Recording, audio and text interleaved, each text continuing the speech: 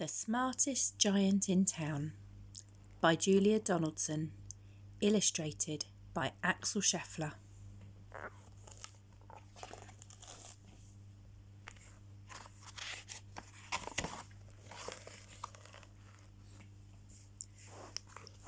George was a giant, the scruffiest giant in town. He always wore the same pair of old brown sandals and the same old patched-up gown. "I wish I wasn't the scruffiest giant in town," he said sadly.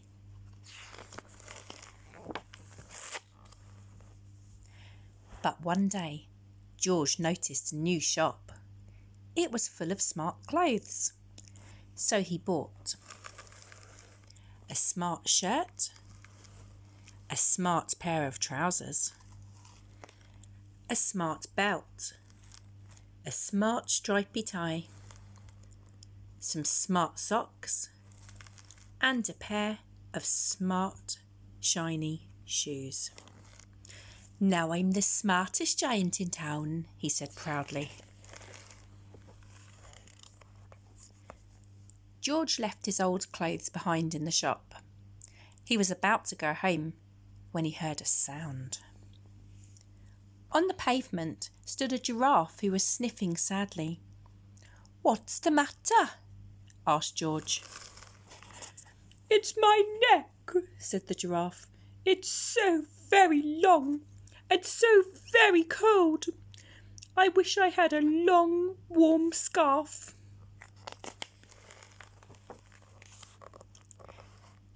"Cheer up," said George, and he took off his stripy tie.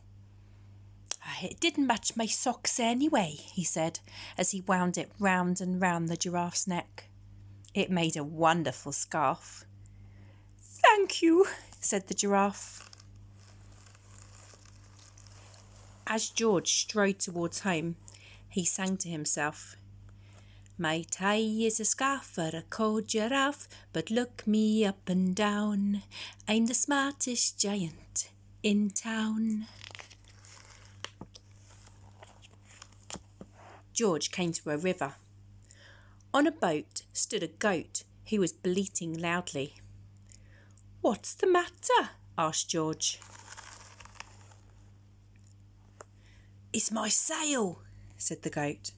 "It blew away in a storm. I wish I had a strong new sail for my boat." "Cheer up," said George, and he took off his new white shirt. "It kept coming untucked anyway," he said, as he tied it to the mast of the goat's boat. It made a magnificent sail. "Thank you," said the goat. George strode on, singing to himself. "My tie is a scarf for a cold giraffe, my shirt's on a boat as a sail for a goat, but look me up and down, I'm the smartest giant in town." George came to a tiny ruined house. Beside the house stood a white mouse with lots of baby mice. They were all squeaking. "What's the matter?" asked George. "It's our house," squeaked the mother mouse. "It burned down and now we have nowhere to live. I wish we had a nice new house."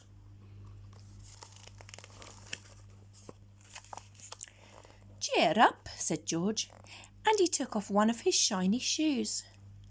"It was giving me blisters anyway," he said, as the mouse and her babies scrambled inside. The shoe made a perfect home for them. "Thank you," they squeaked. George had to hop along the road now, but he didn't mind. As he hopped, he sang to himself, "My tie is a scarf for a cold giraffe, my shirt's on a boat as a sail for a goat, my shoe is a house for a little white mouse, but look me up and down, I'm the smartest giant in town." George came to a campsite. Beside a tent stood a fox who was crying. "What's the matter?" asked George. "It's my sleeping bag," said the fox. "I dropped it in a puddle. I wish I had a warm, dry sleeping bag." "Cheer up," said George, and he took off one of his socks with diamonds up the sides. "It was tickling my toes anyway," he said, as the fox snuggled into it. It made a very fine sleeping bag. "Thank you," said the fox. George hopped on, singing to himself. "My tie is a scarf for a cold giraffe. My shirt's on a boat as a sail for a goat. My shoe is a house for a little white mouse. One of my socks is a bed for a fox. But look me up and down, I'm the smartest giant in town."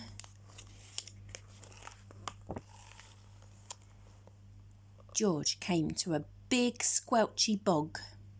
Beside the bog stood a dog who was howling. "What's the matter?" asked George. "Is this bog?" said the dog. "I need to get across, but I keep getting stuck in the mud. I wish there was a safe, dry path." "Cheer up," said George, and he took off his smart new belt. "It was squashing my tummy anyway," he said, as he laid it down over the bog. It made an excellent path. "Thank you," said the dog. The wind started to blow, but George didn't mind. He hopped on, singing to himself. My tie is a scarf for a cold giraffe. My shirt's on a boat as a sail for a goat. My shoe is a house for a little white mouse. One of my socks is a bed for a fox. My belt helped a dog who was crossing a bog. But my trousers are falling down. I'm the coldest giant in town."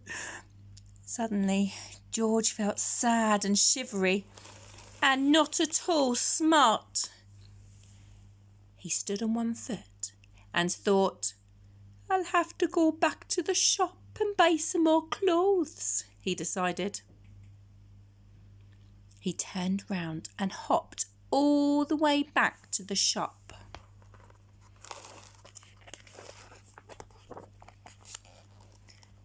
But when he got there, it was closed.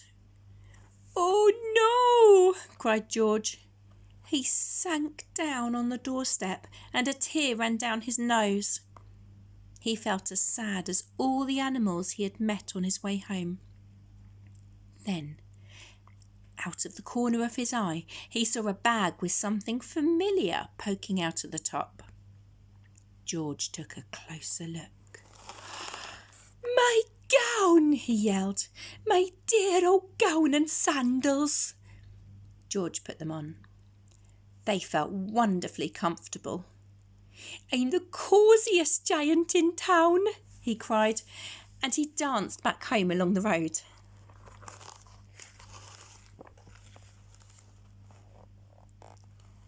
Outside his front door stood all the animals he had helped. They were carrying an enormous present.